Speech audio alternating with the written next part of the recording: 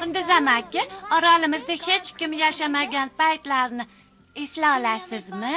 Ular, tog'alar Bo'lmaganmi o'shanda?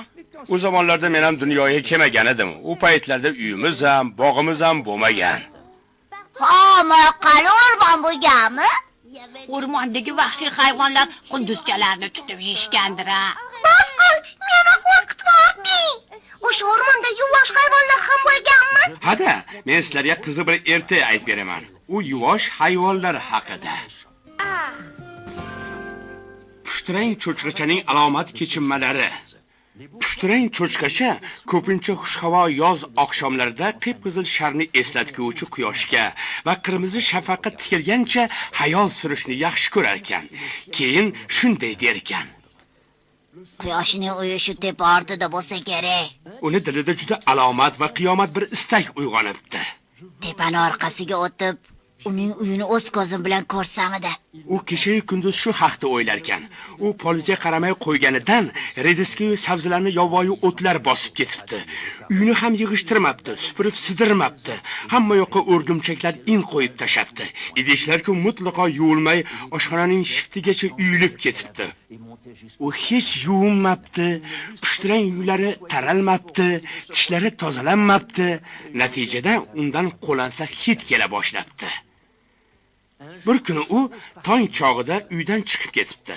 U har turli qushlarning chug'ur-chug'urlarini eshitib, chamanzor dalalardan o'tib borar ekan, miyasida ming xil ajoyib xayollar paydo bo'ldi.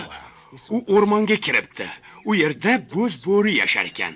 Pushtirang cho'chqacha shaxdam yura boshlabdi. U o'zini bunchalik dovyurak ekanligiga o'zi ham ishonmabdi. U qip-qizil sharni qo'lga kiritish istagida tepalikka ko'tarila boshlabdi. Pushtirang cho'chqacha endi hallaslab qopdi. Qadami sekinlashibdi, lekin qizil sharga ega bo'lish istagidan qaytmabdi. Mana nihoyat u kechki salqin paytida tepaning narigi tomonidan pastga tushib boribdi. Qizil sharga ega bo'lish istagi unga quvvat bo'ldi. Kechqurun qosh qoraygan paytda Voy, qizil shar. u suyunib ketdi va qattiq charchagandan shu shar yonida yotib uxlab qopti. Ertalab turib xayolga tolibdi. Qizil shar katta va og'ir edi. Cho'chqacha uni zambil g'altakka ortibdi. Shar qip-qizil cho'g' bo'lib tonlanarmish. Pushtirang cho'chqacha zambil g'altak bilan tepalikdan tushar ekan, uzoqdagi uyini ko'ribdi. U o'rmon ichidan o'tib borar ekan, bo'z bo'ri haqida o'ylamaslikka harakat qildi. Nihoyat u uyga yetib ketdi va qizil sharni pichanxonaga olib kirib qo'yibdi. U polizdan ikkita sabzini sug'urib olib, homiligicha yebdi. Qorni juda ham ochgan ekanda, keyin yotib uxlabdi. Cho'chqacha o'rmon ichidan o'tayotganda uni bo'z bo'ri ko'rib qolgan ekan. Nima olib ketayotgan ekan deb qiziqib cho'chqaning orqasidan kelaveribdi. Keyin u pichanxonaga kirib, qizil sharni hidlab ko'ribdi. Ya, axir bu mazali qovoq-ku. Bo'z bo'ri qarib, tishlari to'kilgandan go'sht yeyolmas ekan, lekin halinday yumshoq qilib pishirilgan qovoqni chaynamay yutar ekan. Qovoq sho'rva, qovoq somsa bular joni dilim. Bo'ri qanday qilsa meni cho'chqacha mehmon qilar ekan deb o'ylay boshlabdi. Qarasa, polizni yovvoyi o'tlar bosib ketgan, oshxonada yuqsiz idishlar tog' bo'lib uyilib yotganmish. Bu cho'chqacha qiynalib qopti. Unga yordam ko'rsatishim kerak, u meni mehmon qiladi. Ertasi kuni bo'z bo'ri muloyimlik bilan cho'chqachaning eshigini taqillatibdi. Qimmatli pushtirang cho'chqacha. U hasharga kelganini aytibdi. Polizga ham uyga ham qaramay qo'ydim, lekin kecha qizil quyoshni topib keldim. Pushtirang cho'chqacha bo'ridan qo'rqmay unga maqtanmoqchi bo'ldi va qizil sharni ko'rsatibdi. Qizil qovoqni lagandagi quyosh desa bo'ladi. Buni pishirishni usulini bilaman. Xo'p desang, ikkovimiz uchun mazali taom tayyorlayman. Bo'ri ishga kirishibdi, lekin avvaliga ular 3 kun muttasil uyni yig'ishtirishibdi, polizda ishlashibdi va nihoyat dasturxonda qovoq sho'rva, qovoq manti, qovoq somsalar paydo bo'libdi-yu, pushtirang cho'chqacha bilan bo'z bo'ri qalin do'stga aylanibdi. O'sha kuni kechqurun kun botar paytida osmonda eng chiroyli shafaq paydo bo'libdi. Ikkov qalin do'st bo'lishdi-da. Ular kechqurunlar kun botishini tomosha qiladigan bo'lishibdi. Shu pushtirang cho'chqacha quyoshni tepa ortidagi yotog'ini qidirmaydigan bo'libdi. Dunyoda turli hayvonlar ko'pmi? O'rmonlarda, dala-dashtlarda hayvonlarning juda ko'p ajoyib turlari bor. Har birining o'z nomi bor. Ularni tanib olsam qiyin bo'lsa kerak. Albatta, ular onda-sonda bir ko'rinib qolishadi. Dinozavrlar ham bormi?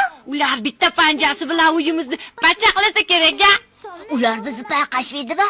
Yo'q, u bahaybat hayvonlar endi qirilib ketgan. Ular ilgari yashagan. Yo'q bo'lib ketgani aniqmi? Keling, yaxshisi bizga. Hozir bor bo'lgan hayvonlar haqida gapiring. Haligi bir narsa bor deyishadi-yu.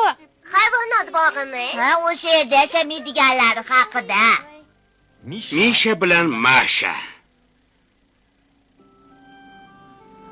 Ko'rsatgan Masha bilan ayiq polvon Misha bir-birlariga sira o'xshamasa ham juda qalin do'st ekanlar. Masha mushtakkina bo'lib yer ostida yashar ekan. Bahaybat gavdali Misha esa tepa boshdagi indak kun kechirar ekan. Masha o'ziga shinamgina uy qurib olibdi, lekin do'sti ayiq bir marta ham uni uyda bo'lmabdi, chunki gavdasi sig'mas ekanda. Ayiq Mashani uyga faqat tuynikdan qarashi mumkin ekan. Ba'zida u dugonasini chaqirish uchun shu tuynikka kattakon panjasini tiqar ekan. Ketyapman. Men keldim. Misha g'oldirab unga xushomad qildi. Bahor keldi. Misha qishki uyqudan uyg'onibdi, keyin kirishib bir o'kiribdi-da, inidan chiqib ikki oyog'iga turganicha uzoq-uzoqlarga qarabdi. Keyin alpang-talpang yurib dugonasi Mashani uyasi oldiga boribdi va tirnoqlari bilan uning ostonasini timtalay boshlabdi. Masha endigina uyg'ongan ekan. Men bilan qahva ichasanmi? Shakari ko'p. Asali ham ko'p. Ular 4 oy uxlab yotganlarda ko'rgan tushlarini bir-birlariga ayta boshlabdilar. Tushimga bahor, yoz fasli daryo bo'yida sayr qilganlarimiz kiribdi. Men tushimda Majnun tol tagida maza qilganimizni ko'rdim. Do'stlar yana xushchaqchaq hayot kechira boshlashibdi. Masha dasturxonni noz-ne'matlar bilan to'ldirishga usta ekan. U savatga asalni uyasi bilan sopdi. Yana eman yong'og'i, shakarli sabzi solingan somsalar, tuxumlar. Savatni men ko'tarib olaman, senga og'irlik qiladi. Rahmat. Orqada qolmasliging uchun qadamimni sekinroq bosaman. Majnun tol tagida dam ola qolaylik.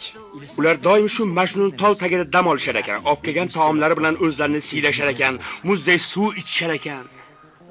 Suv juda mazali-da. Ko'pincha quyon Aleksey ularga ulfat bo'lar ekan.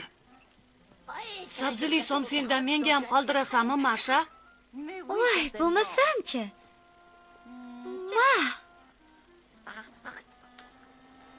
Men to'ydim. Bir pas o't ustida yotib mizg'ib olaman. Menam.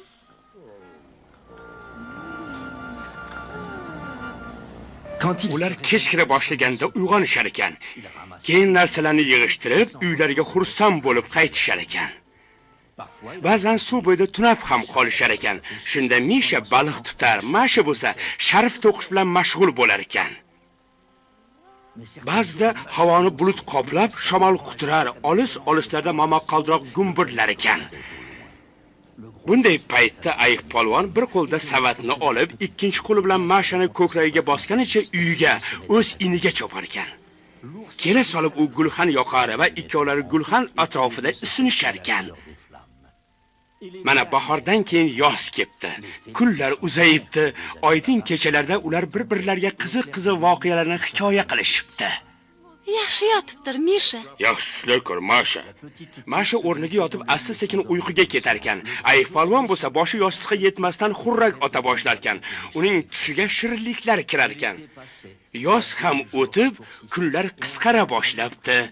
Kuz kirib xayrlashadigan payt ham yaqin qolganini tushunishibdi.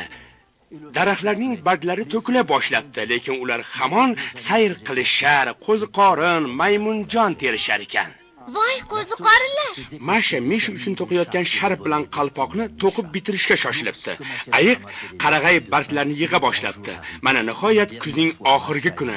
Masha bilan Misha oxirgi marta sayr qilishibdi. Xayr, do'stim. Omon bo'laylik, sen. Yosh qolinglar, do'stlar. Xayrlashuv payti ketdi. Rahmat, Masha. Bora qol endi, Misha. Iningga kirib yotib uxla. Butun qish sen qalbimda to'rida bo'lasan. Seni har kuni tushimda ko'raman. Men bo'lsam seni tushimda ko'raman. Ayiq polvon o'z iniga yo'l oldi. Masha uni orqasidan kuzatib qopti. Misha iniga kirib, xazon bilan to'ldirilgan qalin to'shakka yotibdi.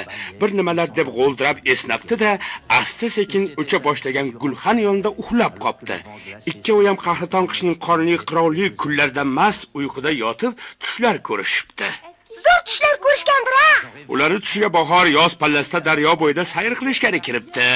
Majnun tol tagida dam olganlari ham. Qaniydi men ham butun qish uyg'onmay uxlasam. Men qarab qolardim.